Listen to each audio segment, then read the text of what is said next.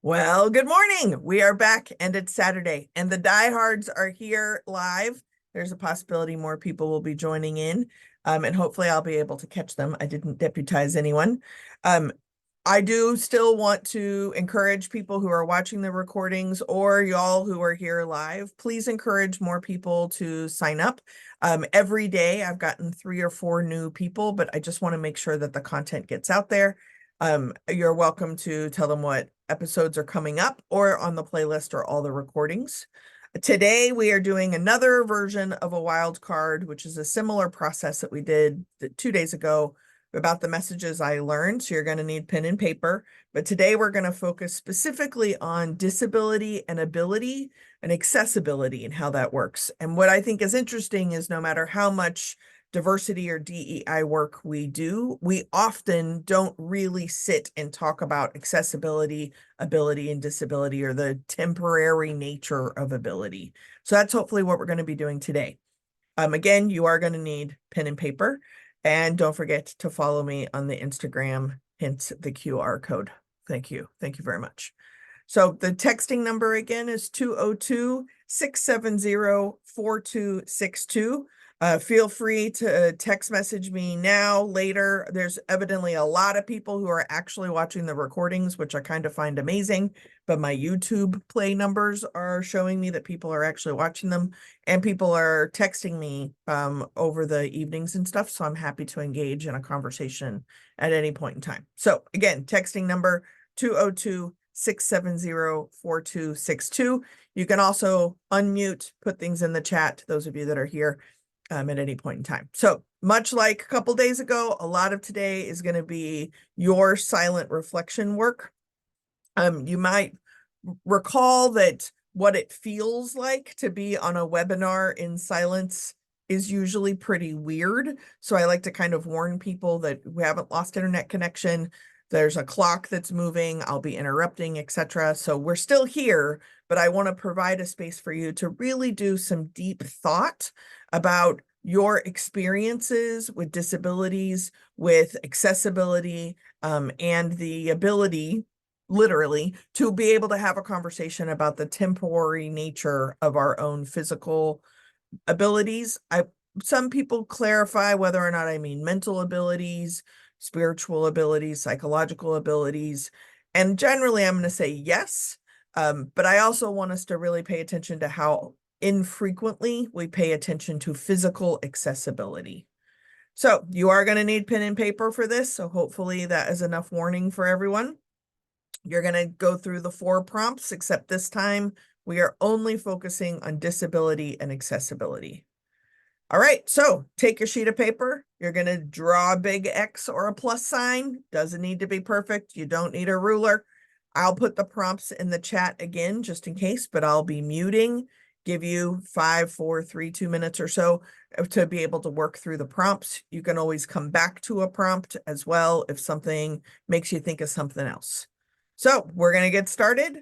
And you've made your 4 spaces, 1, 2, 3, and 4. You've labeled them, and we're going to get started. So step 1 is I want you to leave yourself breadcrumbs, keywords, doesn't have to be a whole paragraph, little pictures, whatever, of messages that you learned about your own physical ability or physical inabilities, disabilities. Some people may use the word handicap, but messages that you have learned about your physical ability and accessibility to spaces. So I'm going to mute. I'll put it in the chat. See you in a couple minutes.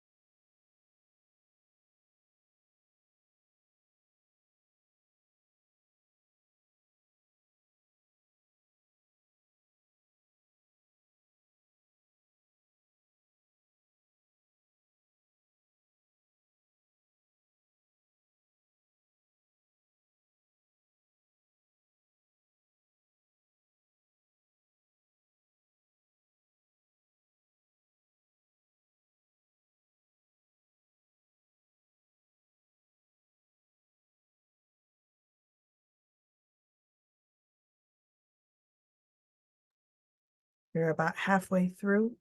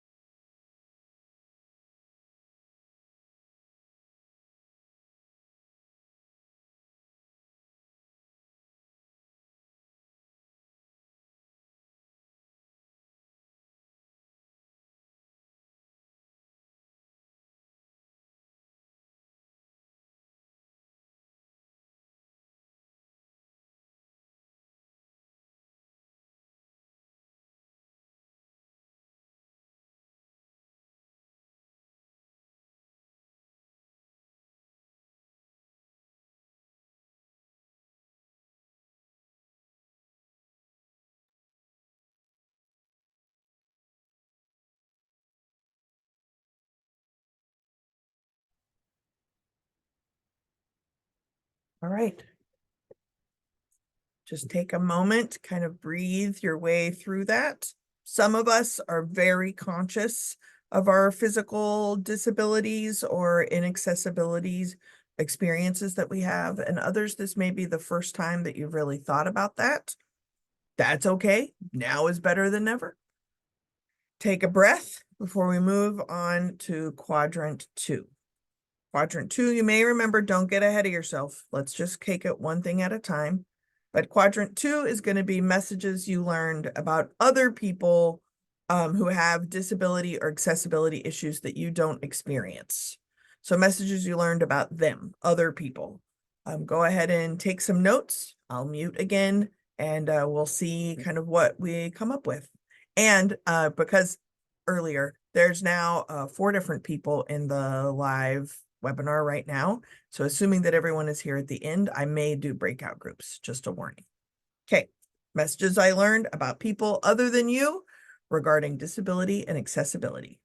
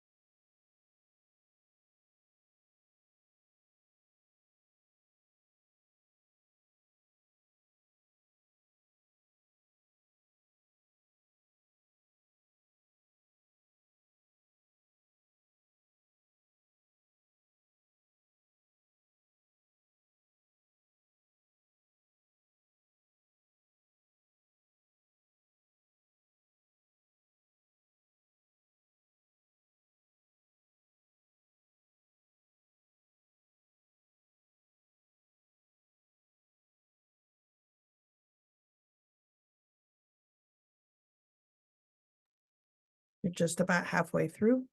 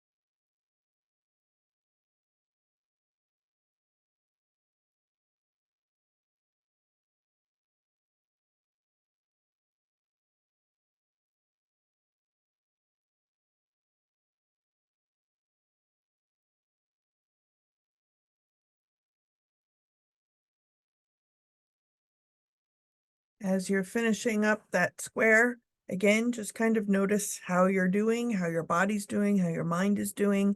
We don't often spend a lot of time thinking about this. I know that for me, I didn't actually have that much access to people with uh, physical disabilities until I was in middle school.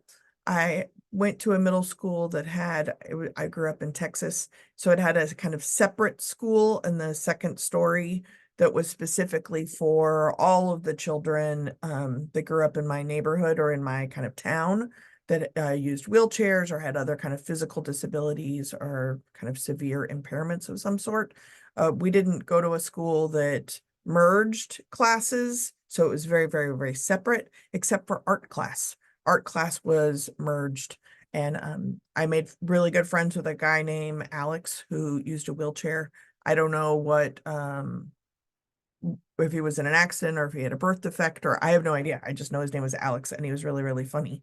But I don't remember what happened to our friendship either, which I think is also something, as I'm sitting here and y'all are doing work, I'm like reflecting on different things. I remember there was a boy who lived in my neighborhood who was a gymnast and he had an accident and lost all of his friends at the moment. And I only know that because when my mother's wheelchair accessible van, when we were exchanging or getting wheelchair accessible vans for my mother when she was dealing with cancer, we upgraded their van because we took their bad van, if that makes any sense. Story makes sense to me. And I just remember the mother of this boy like imploring me to come over and hang out with him because he didn't have any friends. And it was at that weird age where the idea of me hanging out with a stranger or with a boy or whatever that meant. But also, I think somewhere in there was I was scared of someone who used a wheelchair. So that's something that came up for me while I was thinking during the silent time. So whatever it is that comes up for you, that came up for you, great. And as you may remember, quadrant number 3 is all the people that didn't come up for you, but we want to be able to provide some space for them. So messages you learned about even more people other than your own identification with a disability or accessibility issues. I know for me that my audiences and myself, neurodiversity, autism, Asperger's, being on the spectrum is a relatively new language for me that I'm learning about and reading about, etc. And I'm sure that was relevant as I was kind of growing up or in high school and college, but we didn't have the language. So it's taken me a while to understand it as what neurodiversity means when I think that myself and most of my friends probably are neurodiverse. We just have never been diagnosed as anything. So it was always something else. And then as I've been reading about it, I'm like, oh, I just thought that that was kind of like all the people that lived in my residence hall. Anyway, that's me. I will continue thinking about it. You do the same. Messages you learned about even more people other than you. So here you go.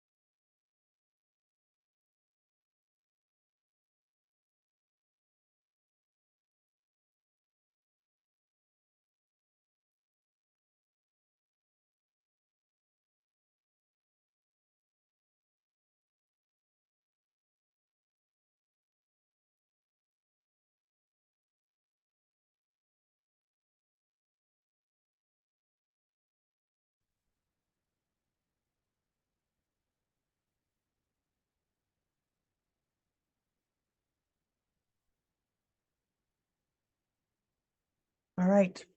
As you're finishing up that quadrant, again, just kind of take a breath. I know, interestingly, during that particular time, I remembered a professor I had, and on the first day of class, he kind of had to give us his birth story. And now I can't even remember what he was born with. He was one of my favorite history teachers I had. And uh, it's whatever it was. And again, I don't even remember, which I think is something to notice. It really slurred his speech, but it was kind of like an accent. And once you got used to it, it was really not that hard to understand. And he was funny and he was a fantastic history teacher. And even probably part of the reason I studied so much history. Then I started thinking about my friends, and that when my friends started, that kind of period of time where everybody gets married and then everybody has their first kid or their second kid or divorced and remarried. Um, Around the first kids, when my friends would find out that the kid that they're about to have has Down syndrome, and what that meant for them and their own expectations of what their child would be like. And some of those kids now are 15. One woman I think is actually learning to drive now. So I started thinking about that. And I also remembered babysitting, which I was never very good at, but one of the families that I babysat, the eldest sibling, it was very, very challenging for her to eat. And she had a younger brother, and I would babysit both of them. And I had such a hard time with her because I'd have to feed them dinner. And I was fine doing the feedings, but I don't know if it was just I'd never seen it before, but she wasn't able to chew with her mouth closed. And I remember that being like really hard for me. I have not thought about that memory in a very, very long time, but that's what I would have put in the quadrant. Hopefully you're able to come up with some things. As we move into quadrant 4, I'm also reflecting that most of the kind of breadcrumbs I was leaving for myself are around physical disabilities, with people who use wheelchairs, um, uh, around employment. Those are most of the thoughts and memories that I was coming up with. Um, and I didn't think once about my own accessibility issues, even though that's in the first quadrant. Fascinating. Okay, quadrant number 4. Here we go. So this is messages that you learned from times where you colluded or participated in a silencing or marginalizing act across ability or accessibility. So I'm going to give you some time. And then at the end of this section, we'll debate and see if we want to do an open conversation or if you want me to send you into 2 different breakout groups. Okay, here you go.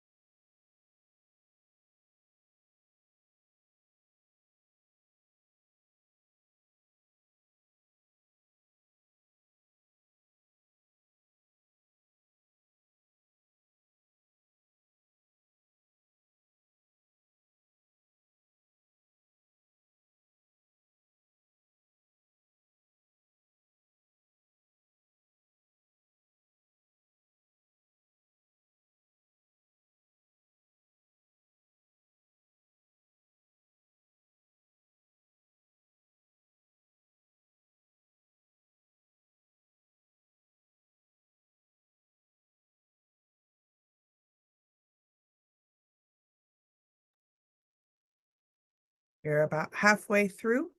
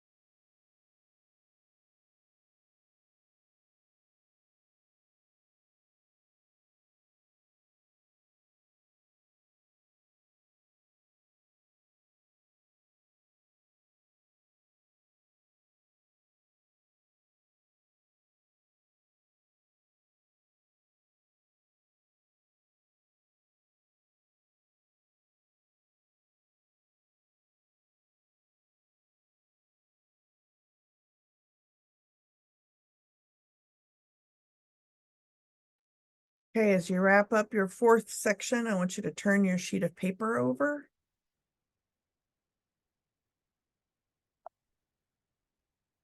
After you turn your paper over, we're gonna breathe. It's free, no copay required.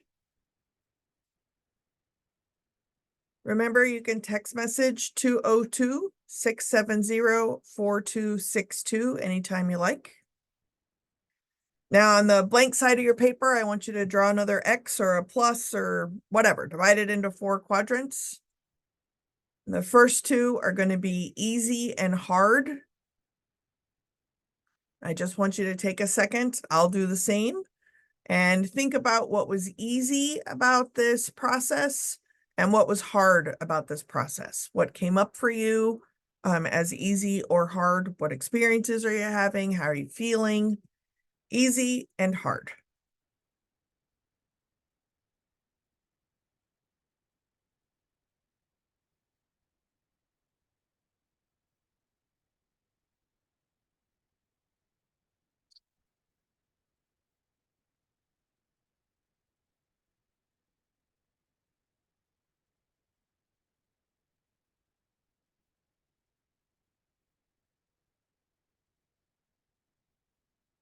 As you're jotting down those notes, take a moment and notice if there are any patterns about easy or hard or anything that came up for you.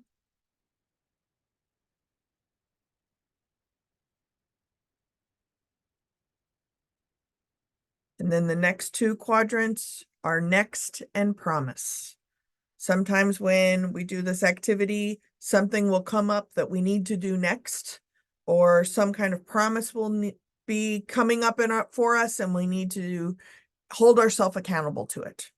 So do you have any nexts or promises? And if so, go ahead and jot them down.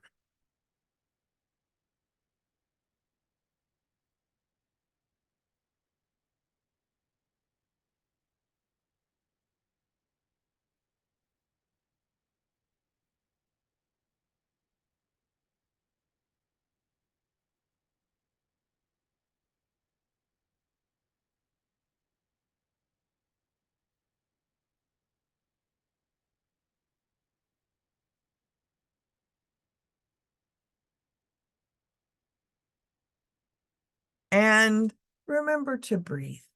That's always exciting. Okay, so what I would like to do is open it up for a conversation amongst the small group that's here today. And I want to be able for us to have a conversation. So to kind of role model what that might look like, I'm going to encourage y'all to unmic. You don't necessarily have to turn your video on, but you're welcome to. But what I want to do is let's start with easy and hard. Either one, you get to pick which one you want to do if something came up for you, but is there something easy or hard that you want to share with the group that's here today?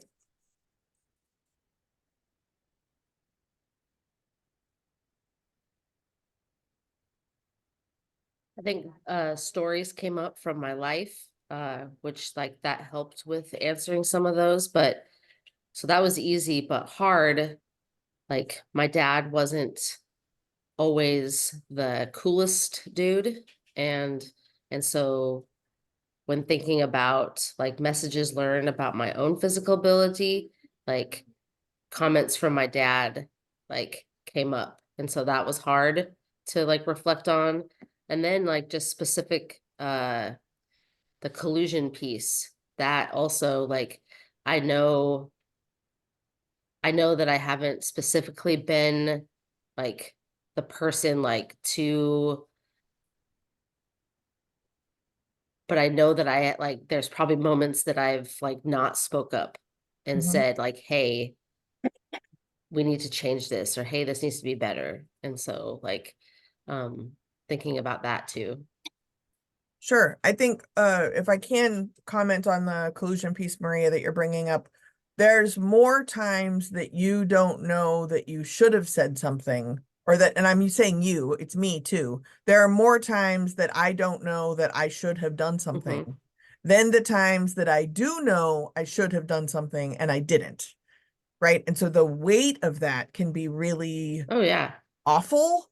And then I find it fascinating that like the one time in 1987 when I did something, that doesn't actually absolve the conscious times where I did nothing, because Mm-hmm. there are still more times I wasn't even paying attention. I Yeah. also really appreciate validating, well, whether you meant it or not, my own daddy issues, and that I was like the favorite perfect kid until my brother could play organized sports. And I have no eye-hand coordination. Like, no matter how hard I try, this is not going to occur. And my brother is magical in the sense he's never even played a sport before and just instantly is fantastically good at it. I can alphabetize in the dark, but not as impressive as potentially making a touchdown. And where that language shifted when I became so aware that I wasn't capable of doing something, and what language came out of nowhere from my father about not being able to do those things is just like unsettling. And I hadn't thought about it till you brought it up. So thanks. Other easy or hards for folks?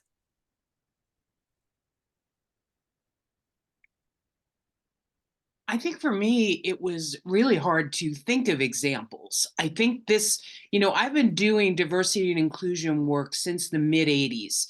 I used to work for a digital equipment corporation, and there was a woman named Barbara Walker who really was a pioneer of diversity and inclusion in corporate work. And I was young in my career and got in on the ground floor of that. So you think that I would know about this stuff by now. But what I realize as we've been doing these exercises is that this is the area where I probably have the least expertise, think about the least, and am not conscious about most of the time.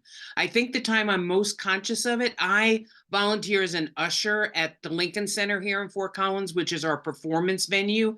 And I think about it because we pay a lot of attention to being accessible and how many wheelchairs do we have coming in on any given night, and do we have people that need larger seats, because we have some of those, and how are we going to manage that? So on ushering nights I pay a lot of attention to this. But what I realized is, as I did this exercise in my day-to-day life, I don't pay much attention to it.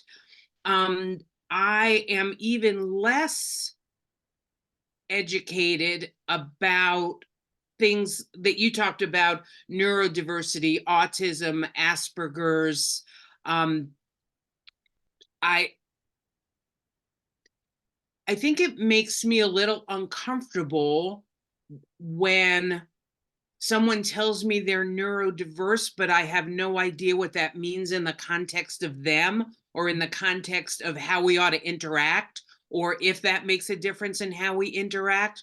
So I think as I looked back on the easy and hard for this exercise, it was easy to come up with a few examples, but not too many. And it was hard to really look at this over the context of my life. It became much more apparent to me over the last year because I injured my foot in Croatia last May and I'm still dealing with it. And I haven't been able to travel and I haven't been able to do a lot of my life. And I had to be non-weight bearing for a month and it's continuing. So I've looked at things like mobility and accessibility from a much more personal perspective over the last year. But this exercise made me realize how, despite my long history of doing this kind of work, how unconscious I am about this area most of the time. Mm-hmm. Yeah, I appreciate you sharing, Ava. And I think one of the hardest things that we can do, I mean, there's a lot of us on these webinars that do DEI work. And when I tell people I'm doing the series again, it's always incredible to me the people who do not do DEI work when they realize that we are here getting training, right? Like I thought y'all were good. Like this is not like a movie pass, right? Like the skills that we are building apply to us as much as it does to the students or the faculty or the staff or the coworkers or employees or clients, whoever it is that we're working with. And we are not good at keeping all these muscles in like Olympic shape all the time. Because I wonder if that's actually ableist, even saying Olympic shape. Anyway, we're not good at it either because we live in the same culture that we're actually helping other people learn about. So I think it's really important to hold those spaces of like, wow, I have not thought about that either. I know, Ava, one of the things that you said, and we might even know this person in common, but one area where I feel my collusion, and even I'm going to say active participation in being ableist is specifically for people with chronic pain. And because I don't understand chronic pain, like even the examples that I'm coming up with, right, are all like permanent life altering situations from birth or from an accident. And chronic pain, you can have a good day and actually like be able to walk around or do whatever it is that you need to do. You can have a mildly good day and maybe need a cane or a walker, and you can have a bad day and maybe need a chair. And the accommodation flexibility of that is actually creating space for that person based on their actual ability. And I know that I have organized things of like, well, pick one. You know, which one are you going to do? Or like, I plan for this one. So I've rearranged, to use your example, I've rearranged all the chairs and had a space for a wheelchair. And then the person that I'm accommodating for walks into the venue. And I'm like, hello, do you know what I just did for you? Right? You didn't even bring your own chair. Now I got to go get you a chair. But that means they're having like a pain or a lesser pain day, right? Like that's something. I know that when I worked in higher education, I had a very limited, and by that I mean zero budget for ASL interpreters. So I knew I would do pre-registrations. There was a student in particular that would often come who needed an interpreter. Fantastic. Great. I am here for you. So I would do all the hurdles and leaps and bounds to get multiple interpreters there at the event. And then the student doesn't show up.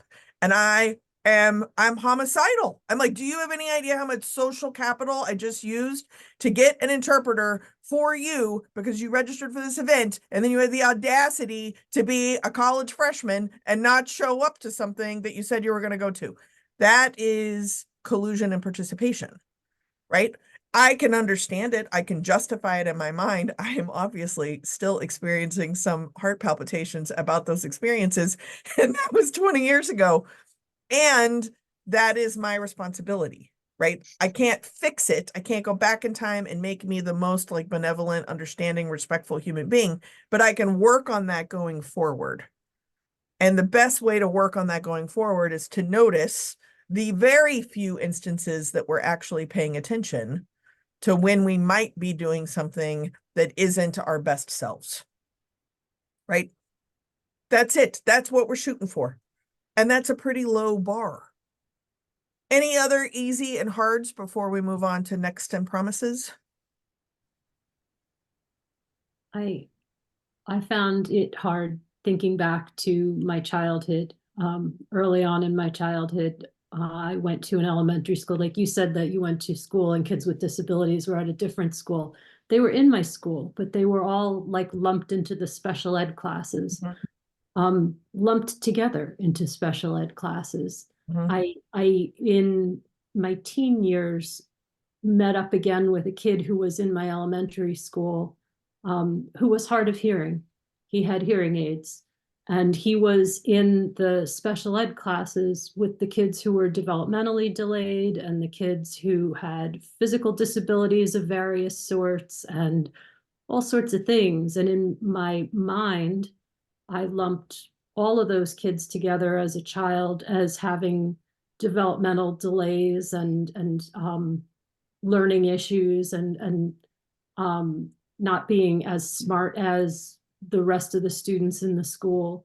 And when I met him as a teenager, I was just shocked that he could possibly be as intelligent or smart, or however you want to put it. Like, it just didn't even occur to me that he might have been.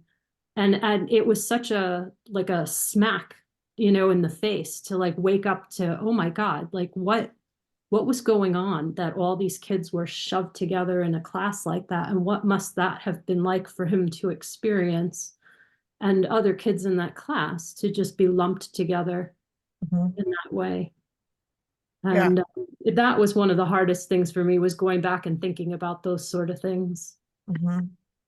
Mm. Well, thank you for sharing, Amy. I think what comes up for me when you share that story is the idea of tolerance, and that being noticed is better than not being noticed, but then being shoved into a separate space. At that middle school that I was talking about, there was like a whole wing of the second floor that's where those students were. And so they had access to a public education, which is improvement in a lot of ways, but they weren't, I mean, even in my language, right, is that it was this separate place. I have no idea even how to get to that place in my middle school. Like, in my mind's eye, I can tell you like how to navigate the building. I'm sure the building has changed now, but in my mind, I know like which stairwells went to which. I can remember that, but I have no idea what went to that corner over there. It was only accessible by an elevator. I never took the elevator in my middle school. And we'll eventually talk about classism, right? Like that I obviously went to a middle school that had 2 floors and an elevator. Like, that says a lot about the school district I was in, that was tolerating these students and then lumping all of those needs together. And then the shock that there would be different levels of ability or intelligence navigated within that space. Well, that's what we get for only tolerating them in the first place, is that we didn't actually differentiate what people need or what people wanted to do or what their abilities were, right? Maria also added into the chat, which I really appreciate, when I was like saying Olympic shape, is that somehow ableist? And Maria pointed out that Olympic shape could also refer to the Paralympics or Special Olympics. Totally good. Did I think about those things? No. Fascinating. Thank you. It's my workshop. Let's not make me look stupid right now. Okay. I'm just kidding. It's not stupid. It's just ableist, right? Like, there's a very big difference there. Anyway, any other shares that want to come out? Sure. I'm old enough to have been living in a community where there was actually a home for people with developmental disabilities. Mhm. And nobody ever used a term like that. It was all the derogatory. I mean, when people talked about that, place, and it always felt bad. It always just felt like, well, these are people. But I can see how that being around that language all the time does color our perceptions. And we also had, when I got a little older, we also had special education in our building, but those kids were always kept separate. It's like we didn't have access to knowing folks. I guess on the other side, I was fortunate. I had, well, I say fortunate. I had an uncle who was blind, and he was the best guy, and he was also very, very good about showing what he, well, because he was very comfortable being blind, he was able to show what he could do. He was able to tell people by their footsteps who they were. And he would touch our faces, and then he would remember what we looked like. So being able to see someone who had one thing that wasn't working as he maybe would have wanted, but all those other things that he could do because of that, what he was able to do, and looking at that. And I don't think I appreciated it as much then as I do now, of that lesson that he taught, that we're all able to do many things, and we're all not able to do some things. Right. We actually have something in common in what makes us different. Right. Right. Excellent. I am struck with another memory, and then I'm gonna move to kind of next and promises in case there's any of those. So that's your foreshadowing for sharing. This past summer, we were on this epic vacation, and we went to Northern Ireland. And I shared in one of the other webinars, my brother-in-law is a leg amputee, because he was in a boating accident after he had been in the Navy, and he was a long distance cyclist, etc. He was on a boatyard accident and lost the lower half of one of his legs. So we're in Northern Ireland with my brother-in-law, my husband, etc. And we went on a taxi tour of Londonderry. And as we were on this tour, it's pouring rain. Steve is tired, but doing okay, and really probably could not have walked the entire tour. I also would not have walked the entire tour. Lauren is an endurance athlete, so he would have probably sprinted the entire tour. And we're sitting in the cab at one point, and I realized that the taxi tour was good for me for reasons. It was good for Steve for reasons. Lauren is probably the one who missed out the most because he really would have run the whole thing probably.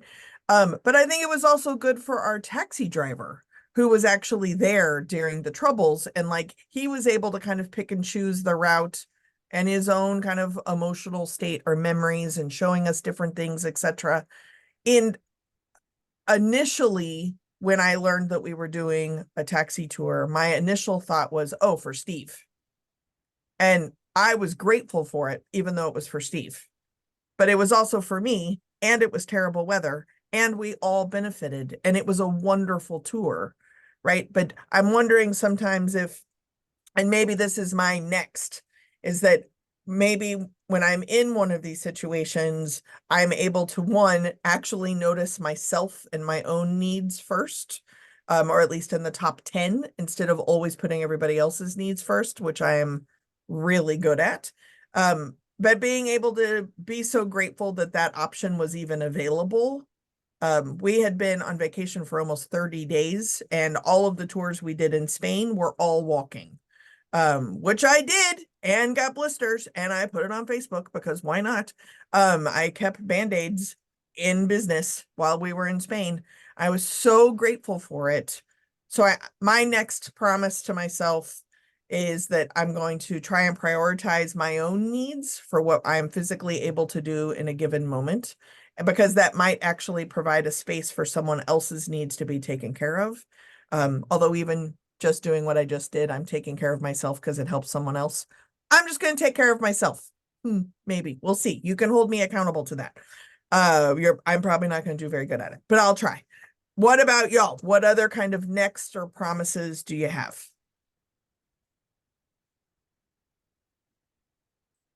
And you may not have any, no pressure, but sometimes they bubble up in these kind of reflective activities. Ava, it looks like you're going to say something. Yeah, I think for me, I need to pay attention to my own judgments. Because of my foot injury, I can't walk very far yet. And yesterday I had to go get chicken wire at Walmart for an art project I'm doing. Well, I can't walk through Walmart. It's humongous. So I have to be in the little electric cart thing. So I was in the little electric cart thing and I went to check out. And the woman behind me said, "Why don't you just get out of that cart and walk?"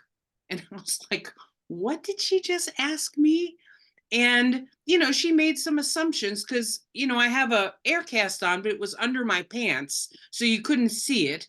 And she just made some assumptions that I was being lazy and riding around in the little cart.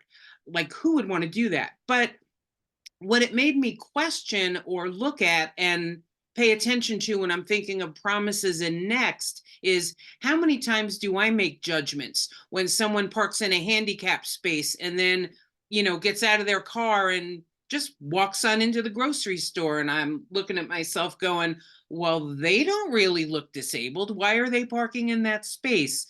So I think for me, particularly having experienced that yesterday, the chicken wire incident, is to just look at my own assumptions, my own judgments, and then pay attention to where I can be helpful. Great. Other next or promises? I think Ava, those are a really good one for me as well. I think that it's like I have this conversation with myself.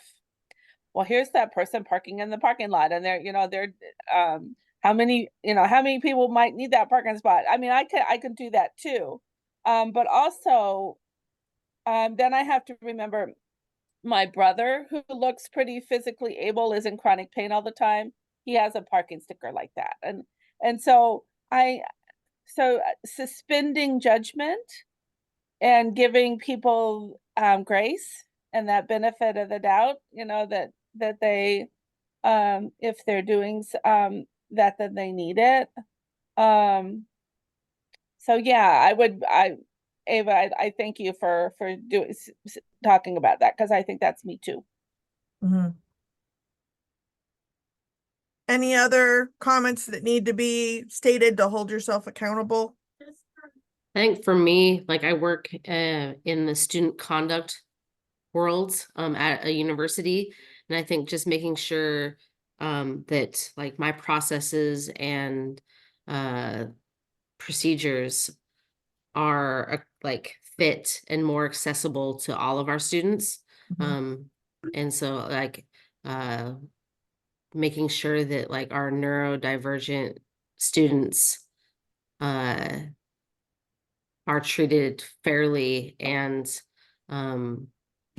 right through my office, and that I'm aware of everybody's needs and trying to accommodate all of our students. Yeah. That'd be great. It would be great if that occurred. And then maybe instead of shooting for it to be 100% across the board, just the consciousness of like, wait, stop. Is there something that we're missing here? Is there something we're not seeing here because of our own ability issues, our own accessibility, our own access, our own experience with access? Is there something we're missing?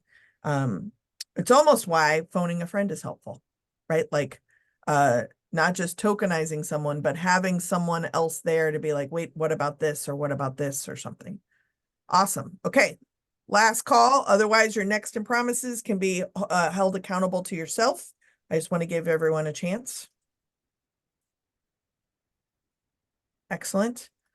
Please remember that this process is how we are responsible for ourselves, right? The very, very first workshop, we talked about the realm or the scope of responsibility we feel. Hopefully ourselves is inside of that scope. So just a reminder that that's our job, our work to do. Again, if you have any comments or questions, those of you watching the recording, 202-670-4262, happy to answer your questions. Tomorrow we are back, but first, don't forget about the book club. You have to sign up for it before the end of the webinar series. Can't wait, super excited. This day, I am also focusing on my weird MC work. So I get to do really fun things sometimes at conference, like dress up like Elvis. So if you are interested, you can get a 10% discount if we end up signing up something to do MC work. Yesterday, I just talked to a client where I'm doing a closing keynote and then I get to MC beforehand, which will be fun. And I'm probably going to wear my flamingo outfit. So I'm pretty stoked. The whole point of this series is to support Crazy Horse Memorial. So if you haven't already, or if maybe this is the first webinar that you've been on, please make a donation as well. I will also be making one for every participant that shows up to any of the workshops, up to $2,024. And if you have an employer match program, please do that because I don't. And tomorrow we're going to be doing yet another wildcard option, which is Sticks and Stones. And this is the program that I started doing in the early 2000s when people would tell me like, can you just do LGBT stuff like 101, like keep it really simple. And because I'm sarcastic, I would say, of course, I'd love to. And then it gets very complicated. But it's all about stereotypes, etc., that we start in the LGBT community, but then I show the patterns of how other systems of oppression are showing up. Shh, don't tell anyone. But I'll see you tomorrow at 8 o'clock, even though some kind of sports ball is happening tomorrow. I was informed of that yesterday. Congratulations to all the hockey players. See you tomorrow at 8 a.m. Bye, y'all. Thanks for coming.